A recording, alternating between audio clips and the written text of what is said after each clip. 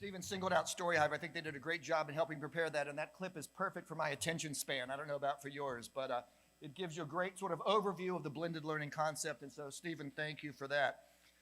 This is a story I wasn't planning on telling, but I'm going to tell on Stephen that on day three of my new job with Seaman's Church Institute, Stephen asked me for $400,000, which is a lot of money for our budget, just to give you a sense of that.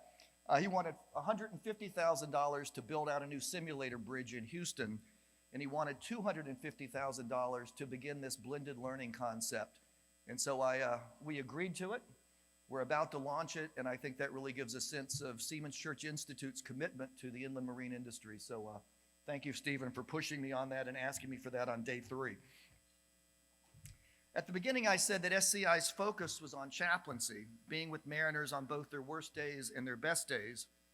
And over the past 25 years, the industry has come to depend on our chaplains to assist them and to support their mariners. To that end, I would like to introduce Captain Seaman Madrigal. Captain Madrigal is here today to talk about his life as a mariner and his experience with the SCI. As a son whose parents both immigrated from Mexico, Seaman was born and raised in Chicago. He knew nothing about the maritime industry, but was referred to Blessey Marine by a friend. He had been working odd jobs and wanted some stability in his life. Seaman was hired on at Blessey Marine in 2006 as a deckhand and has never looked back. Less than a year later, having started on the deck, Seaman received his tankerman certificate. 5 years later, he found himself learning to steer as an apprentice mate and was turned loose as a pilot in 2013. In 2018, Seaman was once again promoted as captain on the MV Dane Morgan. He's been a valuable employee for Blessey Marine for over 15 years, and I invite him to come and join me at the podium.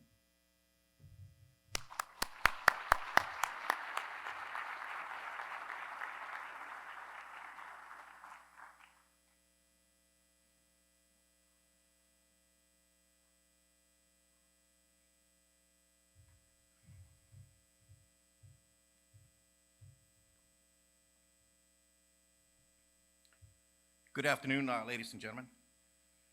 Thank you for having me today. It's a really honor to be here. Thank you for the introduction, Mark. I'd like to talk a little bit about my experience. To begin with, I want to touch up. I got a couple topics that I wanted to touch up. First one being about the Seaman's Church Institute and my experience with them. When attending the courses at Seaman's Church, the knowledge and care that the faculty and staff have for us is outstanding. They have been pretty engaged and motivated to pass that knowledge to us. The Bridge Resource Management courses cover an array of topics, material that we as mariners now use on our day-to-day operations in our company. Just to give you an example, it would be courses like human factors, situational awareness, collision awareness, decision making, and things like that. Other courses that I have attended have been for renewal of radar, knowledge of the use of the Rose Point electronic charging system. Like I said, there are things that we use on our day-to-day operations. As far as training from Seaman's Church Institute, which I would think I'd have to say that it's one of my favorites, would be the simulator class, because it's a realistic on-screen scenario using high-tech equipment where we can work on where our weakness might be in the water without putting at risk to the crew, equipment, or environment.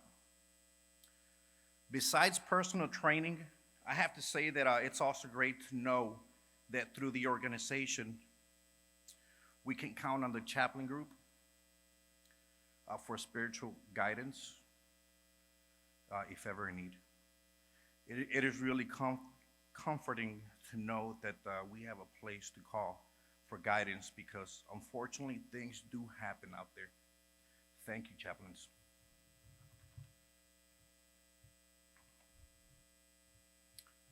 I also want to thank the Christmas at Sea volunteers for their support in the community of seafarers. My crews and I have received throughout the years your kind gesture of knitted gifts. Those scarves and caps sure come in handy during them cold days out there, too, where we gotta keep moving in inclement weather. Thank you. And now I want to take this opportunity as well to speak a little bit about Mr. Walter Blessey. I'm here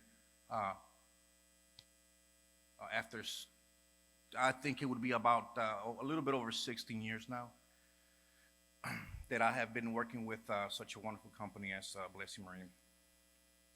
I want to tell you on why I believe that he's special and notable gentleman.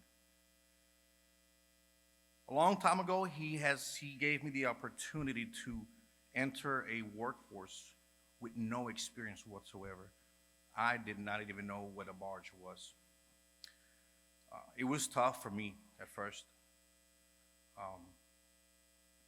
because we as mariners know that the hardest part of the job is being away from home, from our loved ones. But Mr. Walter made it easier to cope with being away from home by giving us, by making it comfortable with his accommodations. One of his philosophies has always been, it's your way away from home. So he wants our homes away from home to be comfortable so that we can relax and do our job safely. He wants us well rested during crew changes, and that's one of the reasons that I love that he flies us at no cost to us. He has in place a training program that has allowed me to advance from a deckhand to now a captain fairly quickly. The opportunities provided to me within this company have been available there for everyone else. You just have to want it and get it. Many of us, when we needed even receive extra training, also at no cost to us, it's wonderful.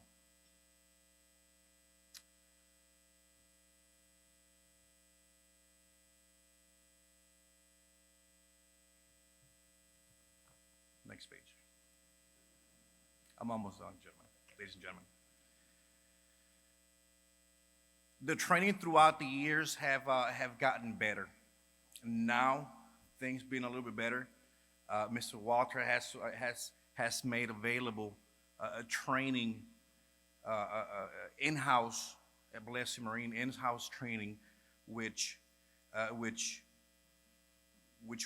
includes something like a U.S. Coast Guard approved tankerman schooling, including a wave barge trainer on site, cargo simulator, and a cutaway volcanic heater on site, where tankerman trainees can get a better understanding of it all.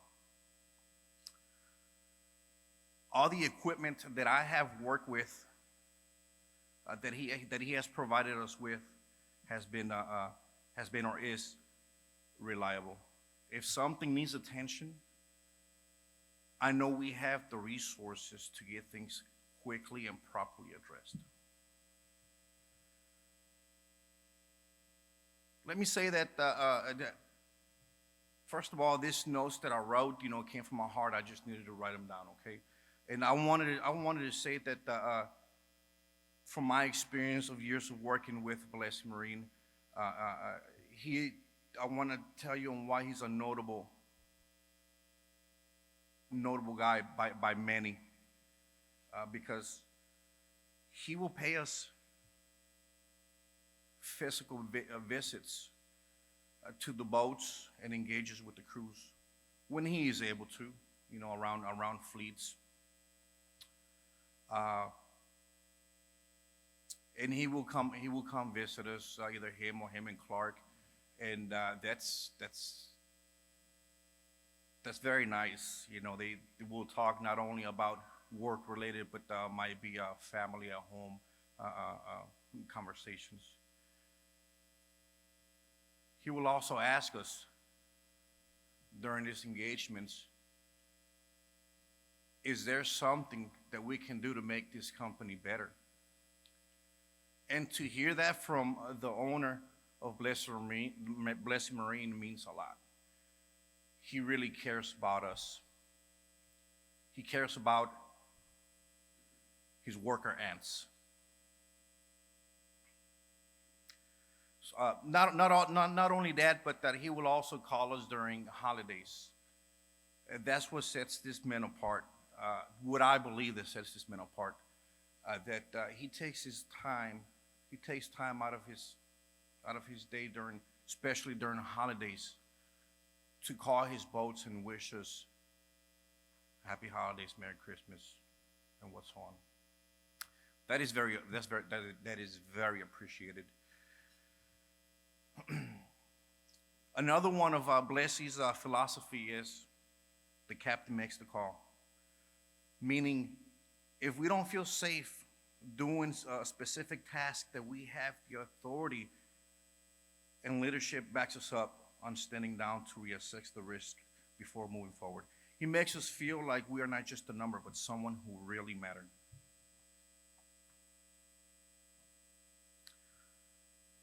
Finally, for me to wrap this up, I just wanted to say that throughout the years, I have seen the changes over the years with Blessey, and Walter has made whatever necessary changes he has had to make this company in the top tier of companies. He has chosen a team of leadership underneath him that have provided me as the captain or my crew with any kind of shoreside support and keep the momentum going. Thank you, Mr. Walter Blessey, and congratulations on your tremendous success.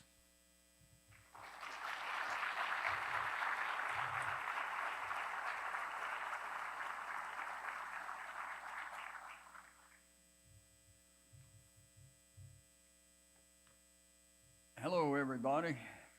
My name is Steve Golding, chairman of Golding Barge Line. I was asked to say a few words about what I think Seaman's Church importance is to our industry, and also a few words about my friend Walter Blessey.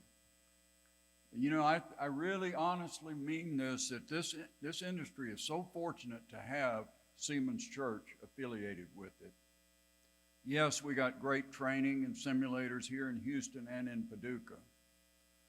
But what really moves the needle for me is the pastoral care and the chaplain service that's provided for our crewmen. A few years back, we had one of our tankermen that was tragically killed in an automobile accident on his days off. And he lived up in Kentucky. His family had no affiliation with any particular church. So I called Seaman's Church and said, one of our crew members was killed. He's going to have a funeral in such and such a town in Kentucky. Do you have anybody that could come conduct the service? And Reverend Kempton Baldridge drove over there from Paducah. He didn't know this individual, but he knew the lifestyle. He knew the life that he came from. He knew that he was on and off 28 and 14. He knew what he was up against as a mariner. And he was able to weave that into his eulogy in giving the service. And it was so meaningful for the family to have that. Otherwise, it would have been a rent a pastor at a cold funeral home chapel. And it just made me realize how fortunate we are to hold hands with an organization like Seaman's Church. Another incident I've seen numerous times, Reverend Tom Rhodes would come to our boats along the Gulf Coast.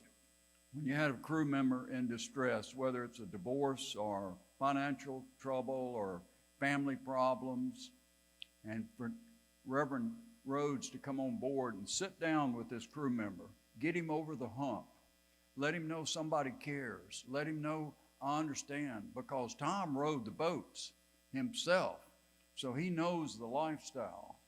And being an ordained minister, he's able to add the faith-based component to his caring. And it's very, very valuable. This service is free to the companies and the mariners. Yes, you pay for the training when you go to the Seaman's Church simulator, but this kind of pastoral care and chaplain service is the reason all of you are here today. Part of this fundraiser, as well as the one in Paducah, goes to provide for the chaplain service that we have and enjoy as an industry. And Seaman's Church has plans to expand this ministry. Very, very rare that any industry holds hands with a faith-based organization that also does high-level training at the same time. It's very unique. It really, really is. Now for my good friend Walter.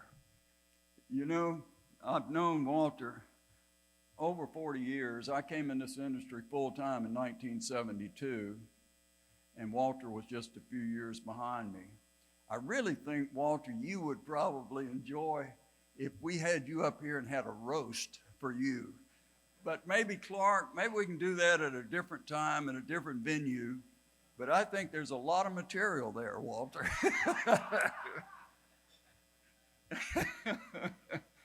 But we've been competing weekly for many, many years.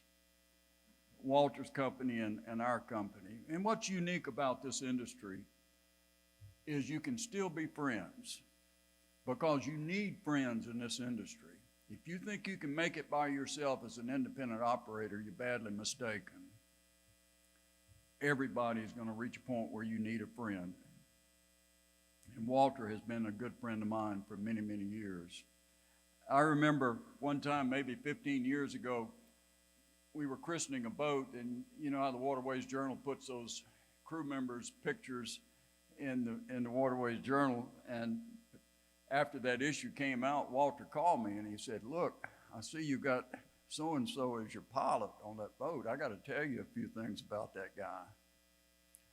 And I really, really appreciated that call. You remember that, Walter? Not long after his call, that pilot was no longer working for us. But not many competitors would have taken that initiative to make that call. Through the years, we've run short on equipment, and Walter has graciously leased us some equipment to get us over the hump. Once again, very few competitors would lease another competitor any equipment. You know, you have givers and takers in this industry, not just this industry, in the world in general.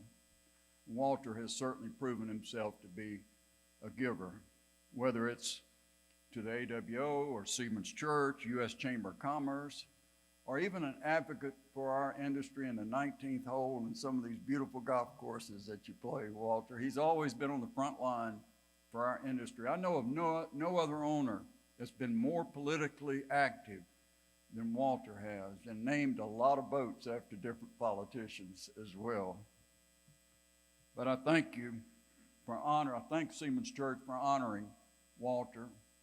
And at this time, I'd like to, and I also want to thank all of y'all for being here, because like I said, you being here, this fundraiser goes a long way to allowing Seaman's Church to do what they do in the form of pastoral care and chaplain service. Clark, where are you? I want you to come up and introduce your father-in-law. There you are. Thank you all very much.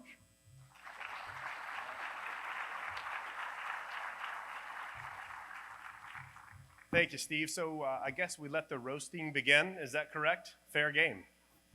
Well, first off, I want to thank everybody for being here. I look out in the room and I say to myself, wow, what a turnout. What a turnout for an amazing day, for an amazing individual who has meant so much to a lot of people in this industry. Captain Seraphin, where are you? Raise your hand. I didn't see where you went to sit down. Awesome job. Awesome job. I know getting out in front of the stage with the lights on, the cameras rolling, but hey, we trust you with $15, $20 million worth of assets every day.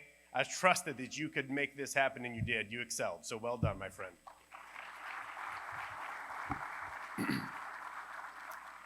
On behalf of SCI, I could go on and on about what SCI does for our industry. I think we have established that it is such a big need for our mariners and for us as owners in this industry. But I want to thank real quick the Houston committee who helped me raise the funds. I think we beat our goal by about $15,000 or $20,000. So thank each of you who are on the committee who helped us get ready to celebrate this special day by raising the money for SCI. All right, the question is, what stories was I going to tell about Walter today? I thought about it. I wrote some down, I scratched some off, and I decided the best thing to do is to really highlight kind of the past experiences, because what we talk about a lot at Blessey are how not to do things, and I get most of my experience by listening to Walter's 45 plus years of experience in the industry of how not to do the things that he messed up on years ago. So I'm the direct beneficiary of those circumstances. So Walter, I know you started off your career in 1972 as an oil trader for working for what we know as Entergy today for Gulf States Utilities. He was tasked with finding bunker fuel to feed the power plants in 1972. So he started trading oil for Entergy. 1978, I'm sorry, 1978. So, 1977. Sorry, I get the, 1970. Okay, sorry, I said 72. 1970, I apologize. I was 2 years off. I wasn't even born yet when he was doing this, for crying out loud. 1970, all right. I'm gonna have to take that note. But upon graduating from Tulane, Walter went to work for Entergy, started trading oil, realized a few years into it that he was gonna do this on his own. So what did Walter do? He branched out and started his own trading business. He was very successful for 6 or 8 years doing that. And in 1978, he started buying assets. That was his entree into the marine world. He bought a few offshore tugboats and barges and a few inland pieces of equipment. And next thing you know, Blessey Marine was founded in 1978. Since then, Walter has been a stalwart in our industry, serving on the boards of American Waterway Operators. He's been on the board of U.S. Chamber of Commerce, as well as the Coast Guard Foundation recently. But in 1978, something unique happened with Walter when he started out operating his own assets. It was all about his people, all about his mariners. I have never met an individual. Steve, you would be a close second. Where did Steve go? Steve would be a close second. But I've never met another individual in this industry who cares as much about his mariners than Walter does. I can tell you, I see it every day by the phone calls that Seraphin talked about that he makes over the holidays. He literally calls 85 boats every year at the holiday season. He tells me how exhausted he is after he's talked to 15 or 20 of them each day, and he does it for about a week straight leading up to Christmas, and it is special. But whether it's walking the hallways of Congress in Washington, D.C., or watching the waves roll in Carmel out in California, Walter's devoted 100% to this industry. And so it's an honor for me to be here today to work with Walter. It's an honor to be here with so many of my friends and colleagues. As Steve said, in this industry, it's all about people. We take care of one another. And I am really, really grateful to be a part of a family business that means so much to me and our family. But Walter, on behalf of SCI, and on behalf of 30,000 mariners in our industry, I would like to welcome you to the stage and congratulations on the Lifetime Achievement Award.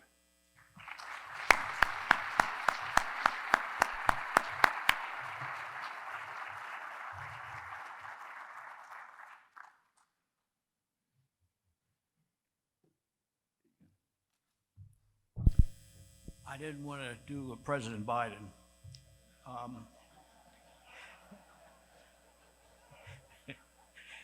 Thank you, Seraphin. Thank you, Steve. And thank you, Clark. I was going to read the Seaman's Church, but it's in your program. So I will not read that. I'm gonna speak from my heart and tell you what my life has been like. My mother gave me bad information in the 7th or 8th grade.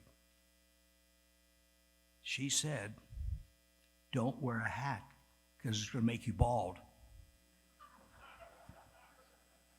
The dermatologist makes a great living off of me today. So anyway, I was a serious person in college. I worked hard. I was smart with engineering and chemistry. I should have gone with Exxon. Well, the president now is a civil engineer. But I didn't like engineering. I had a 99.7 percentile in the national chemistry. I didn't like chemistry.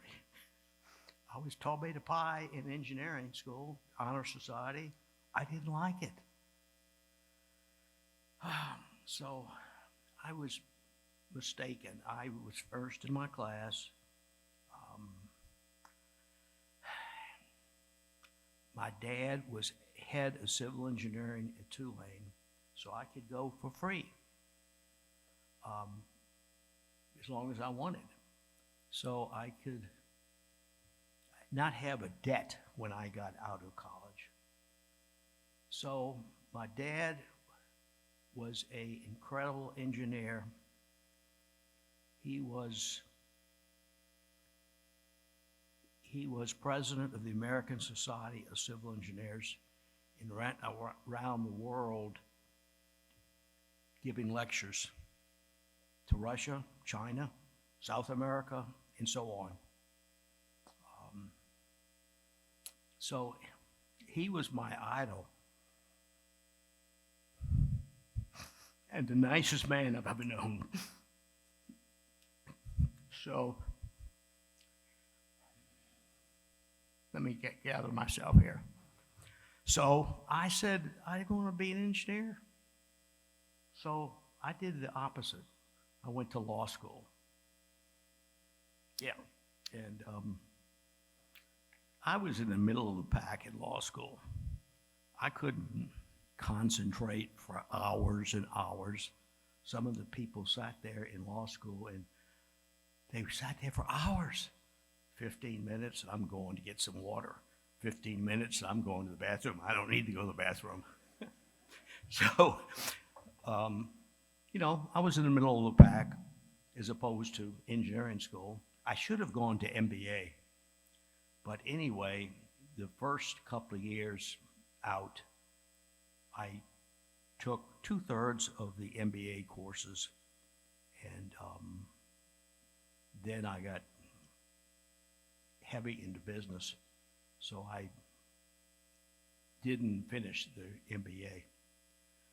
So my first job, I was pretty successful in college. I was student body president. I was used to being a leader. I was so on. I was a good golfer, captain of the golf team, and so on. And I didn't want to be an engineer, as I said. I got offers from Bechtel, Travaux, McDermott, in Middle South. And I thought that I would take the job at Middle South. That was wrong. I was going to get the vice president's car at the dealership. I was knocking on doors to raise money for United Way. I did a few research for the chairman of Utility, Floyd Lewis, and I guess he just thought what I would do. And I was miserable. I said, Dad, I'm going to quit. He said, you don't quit until you have a job. That was the low point of my life. I'd been successful everywhere I'd been, and I was nothing. The culture was horrible. Everybody was scared. The vice president, we timed him. His office at the far side, and the bathroom was over here, and he speed walked to the bathroom, showing an example, and we time him. He had a new record. So I was pretty miserable. And then events changed me. The federal government, this is 71, late 71 or 72. The federal government changed everything. It made it illegal to burn gas in a boiler. We had a 4-state system burning gas. And they interviewed a few guys from the oil industry. They wanted $60,000 to buy the oil and transport it a year. And we started a company, 3 people, a 60-year-old plus that had been with Middle South 40 years, and he was making $38,000 a year.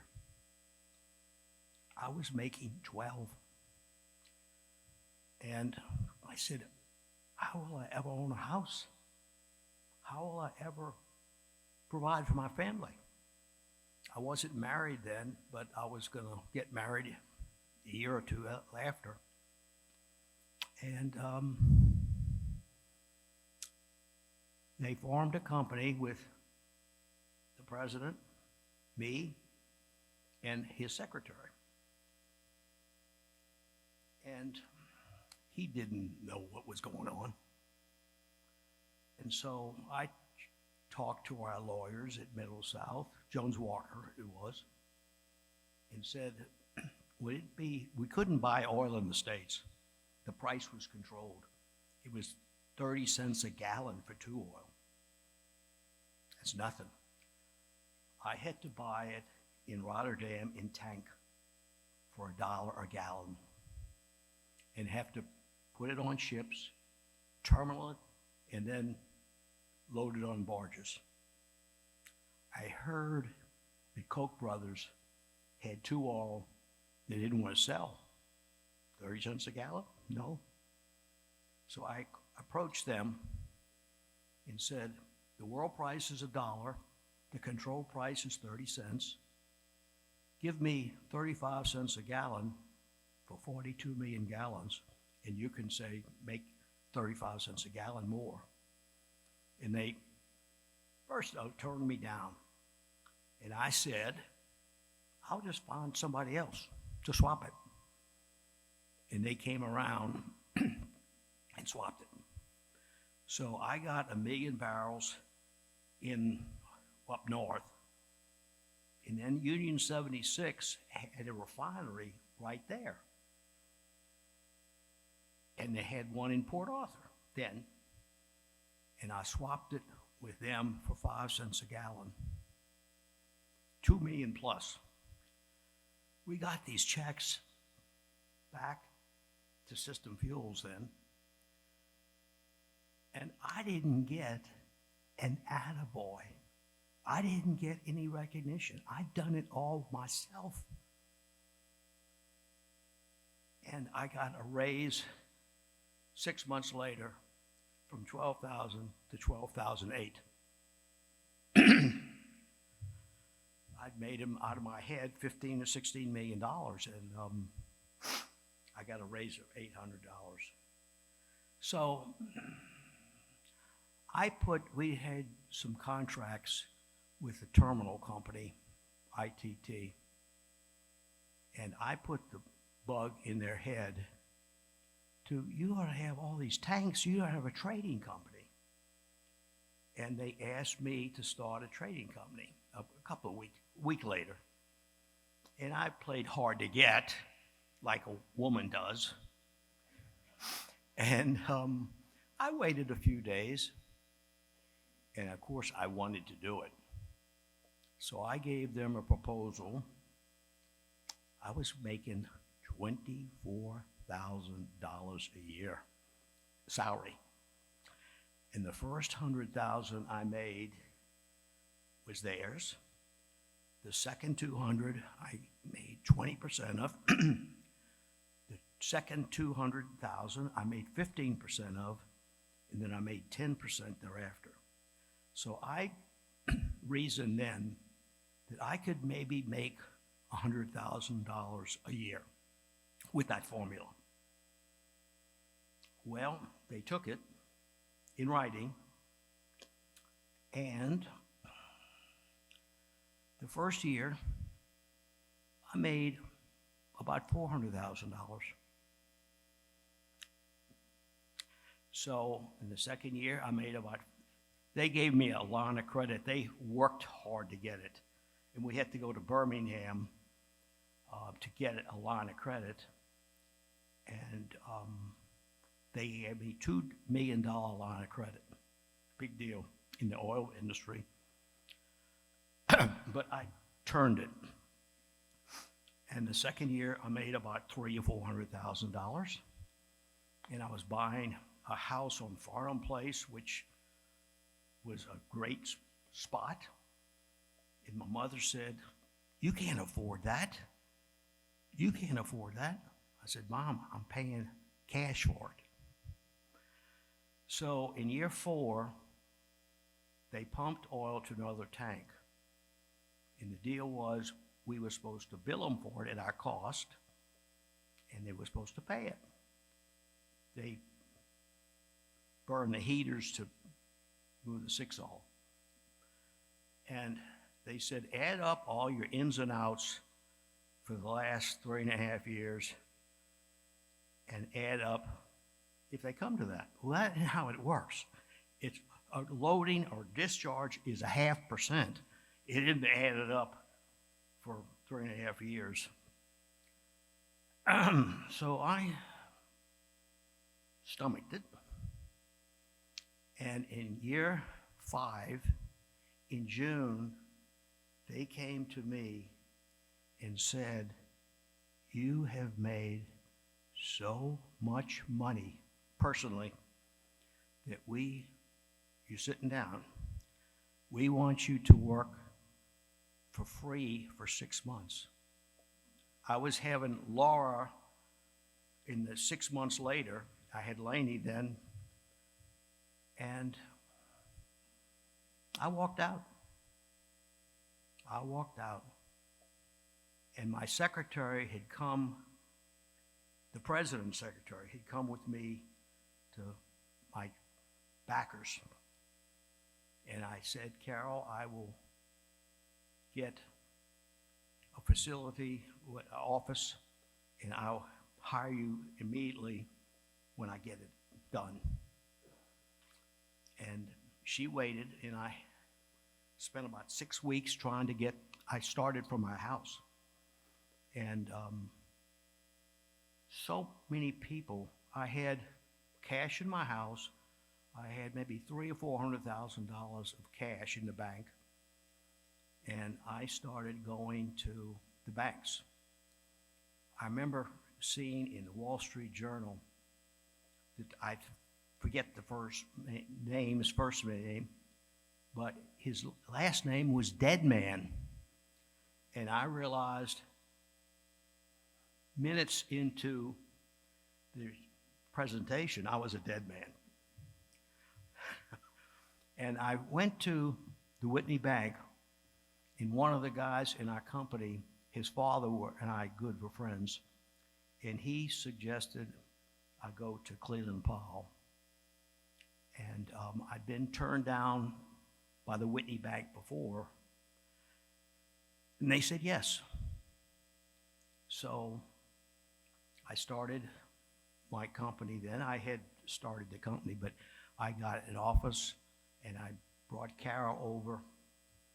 And from 78 to 88, I had me and Carol.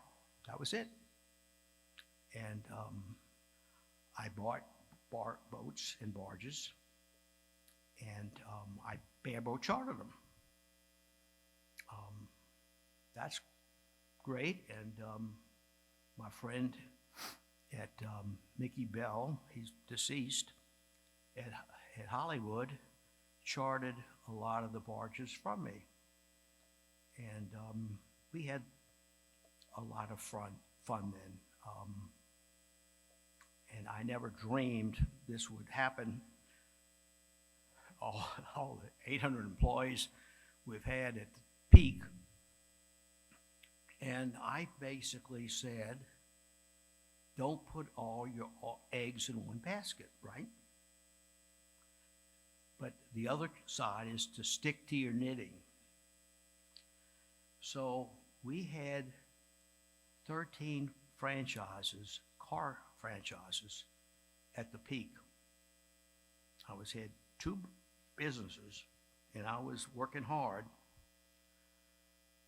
And we had Laney doing commercials on television and radio. And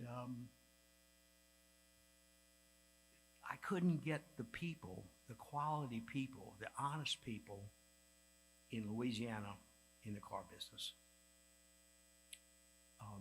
So I liquidated them. I was down $12 million at the bottom, and I got out about $12 million ahead. So anyway, what I'm most proud of in my life was that I didn't cut and run from a bad marriage for my daughters. I was there for every soccer game, every track meet, every golf tournament. I was there for them. And I didn't cut and run. I could have, but my wife was ill and mentally ill, and it was tough. So Laney's sophomore year, and then the women got the kids. So I couldn't let that happen. So Laney's sophomore year and Laura's 7th grade, we got divorced, and I had the kids. So what I'm most proud of in my life is that I didn't cut and run. How I survived it, I don't know. I built my business, was for my kids, and I don't know how I did it. I just don't know. And I was there for every sporting event. When I was there for their need. I did a bad disservice to Laney and Laura. I took them around the world. They have the Wanderlust now. And Laney and Laura just went to Namibia and Morocco. And Laney went to her family to South America. And so I got that bug in them to travel and to see the world. I would like to say a few things to some of the people who have been with me all the way through. Jesse Rainwater was an employee of Exxon in New Orleans. He was a city golf champion and New Orleans Country Club champion, and he took an interest in me, and he worked for a man called Pete Hanbury. And they were so nice to me, and believe it or not, they were members of the Playboy Club in New Orleans. They took me to the Playboy Club. Well, you didn't member of the Playboy Club, right? And I was able to tell Pete that one of the guys selling bunkers was taking kickbacks. And they escorted him out a few days later. But Bruce Harmon and Ted Brister were in Houston, and they would sell me oil and just worked wonderful with me. And what I'm most proud of in my life is my girls. They are great mothers, great wives, and great daughters. and I'm so proud of them.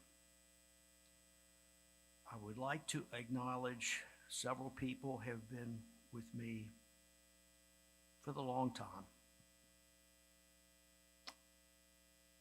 Will Jenkins. Will Jenkins was head of Sea River for 10, 15 years and was the Coast Guard Foundation chairman when he resigned for 6 years. And I just think the world of Will. We went to his retirement party, and I didn't really know Will then. Will said to me at the late hours, let's make it a couple of years and be friends. And I said to myself, yeah, right. The head guy at Sea River is going to be my friend. Well, sure enough, 2 years later, we started doing things together. He asked me to be on the Coast Guard Foundation board, and I asked him to look at Hoover and down in San Francisco, Palo Alto, and we've been on trips together and enjoyed Kathy and Will. Andre, you have big shoes to fill. Another person I'd like to recognize is Maggie Kite. Maggie Kite is a mother, an executive, and a wife. And that's hard to do. That's hard to balance it all.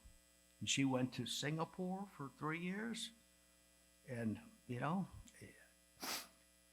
she's just amazing.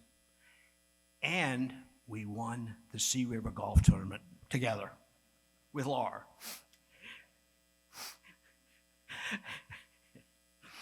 And I'd like to mention Gary Orsarno. Gary, I've known for decades. Gary went to Harvard. He went to London School of Economics. And he's been very successful. He finished high school, and he has done this great business. It's beyond me. It's beyond me. And I just, my hat's off to Gary. They're wonderful people. And he gets awards for the best business, small business in New Orleans all the time. And I tried to get it, and I couldn't do it. So Gary, my hat's off to you.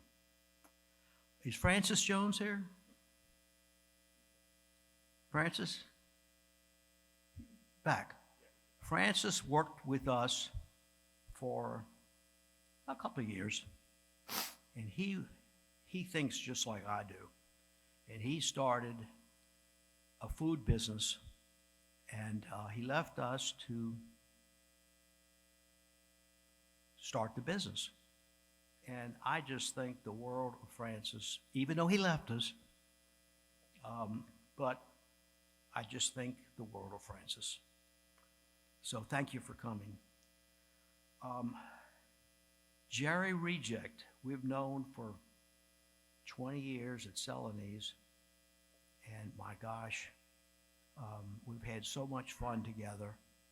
And Rick Vandenhandel, who was there then, who's now moved on. But these, I'm forgetting somebody, but these are people that have touched me in their life, and I maybe touched them. So it's been a great journey. I'm so fortunate to have Clark and Daniel, my son-in-laws, and my two daughters. So it's been a great journey, and hopefully I have many more years. My dad lived to 90, and I'm not 90 yet. I'll make 78 in July. But I have one more thing in my life, and all the events happened. The government made it illegal to burn gas, and then the people asked me to form a company, and they wanted me to work for free. And those are the events that happened to me.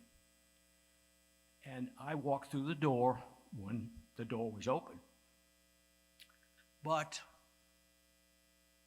25 years ago, I was single, and I'd be driving to work, and the mothers would be at the bus stop, and I'd stop and tell them hello, and they would ask me what dates I had for that year, or that week.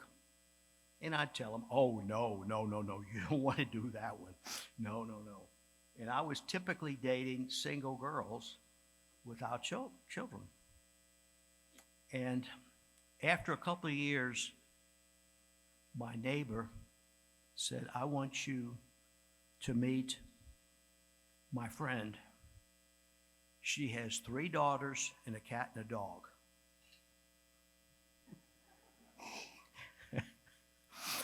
And she asked Jane Ann to give me her phone number. And I was going to Europe or Africa with a 28-year-old. 5 days later, 6 days later, and I was going through the motions. I frankly admitted I was going through the motions.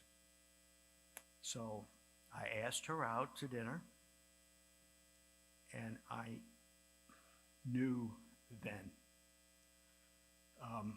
We went to the restaurant, and people recognized me and were stopping me when she was at the maitre d'.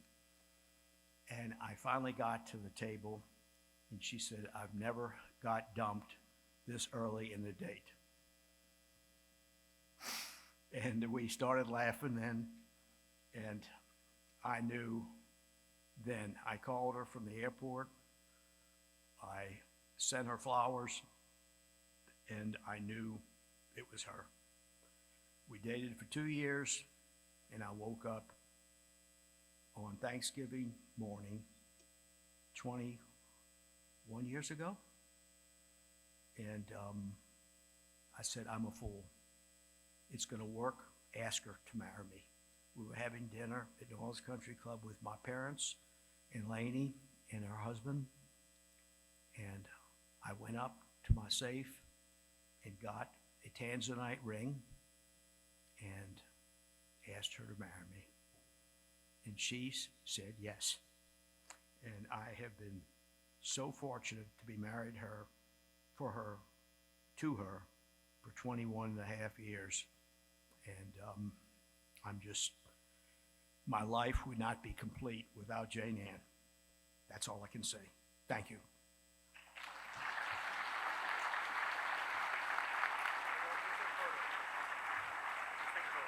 Yeah.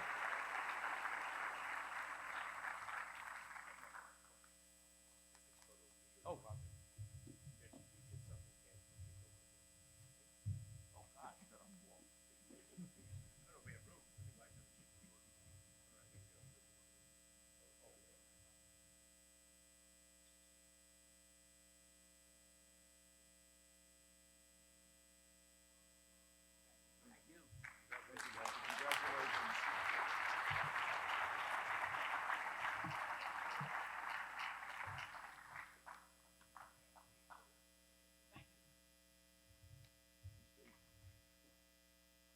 I think David's up.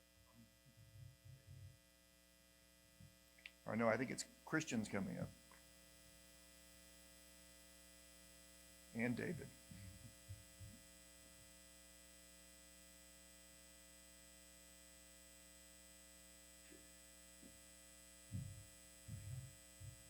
That was amazing, Walter. cannot tell you what an amazing competitor you are for us every day. And this industry is full of people like yourself, a lot of people I've had the benefit to work for, who have laid a foundation for those of us who have the next generation of picking up the baton and carrying it. And I hope we can do it as well as you have. I hope we can do it as ethically as you have, and with the love for the Mariner that is so important and so key to SCI and its success. That was amazing. Thank you, Walter. Thank you.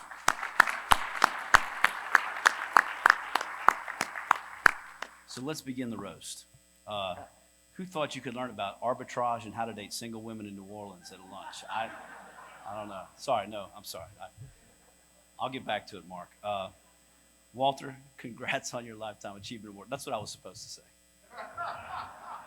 Thanks, Christian. Walter, you have built a great company, and Clark, you're doing a great job there also. It's a good company you've built over the years. I'm David Lane, and we are both have had the privilege of serving as committee members for this luncheon today. We would like to recognize the rest of the committee members who have dealt with some pretty challenging circumstances as we work through the COVID-19 pandemic to achieve all the fundraising goals. Special thanks to the co-chairs, Rick Alexander and Clark Todd, committee members Kyle Beasy, Kenny Duvall, Rick Freed, Austin Golding, Mario Munoz, John Roberts, Lance Sanino, and probably the tallest guy in the room, Tim Studdard. Thanks, David. I thought you were going to say best looking with Tim Studdard. I'm glad you said tallest. That was good. The last 2 years have changed the way we operate as an industry, how we approach the business, and how we go forward to ensure safety in a whole new way. And it's given us a greater appreciation for organizations like SCI that provide support to our incredible workforce, the Mariner. Thank you. We would also like to thank SCI for reinventing how it would continue to deliver the vital services without missing a beat, and doing all this with the new leadership at the helm. The confidence that SCI inspires in knowing that the Mariners have this support system allows us, as an industry, to focus on the new challenges presented to us post-pandemic. I think we can all agree that it is good to know that SCI is a trusted partner in standing with us to protect our Mariners. Thank you. Mark Nesselhut, we welcome you to our industry and thank you for the incredible job you and your team did throughout this unprecedented time in battling COVID and achieving all we did. It was truly a trial by fire for you, and I am honored to serve on the board of SCI and really appreciate your leadership, Mark. Thanks for all you've done.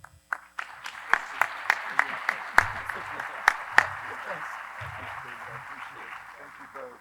Thanks so much. Thanks, Christian. Thanks, David. And thank you to our dedicated team of committee members as well. We couldn't have reached our goal without you. And I want to thank all of you for coming out and joining us today. We appreciate your support, and we appreciate your ongoing commitment to our mission of serving all Mariners. So I wish you safe travels, and I do look forward to seeing all of you back here next year. So thank you. Appreciate it.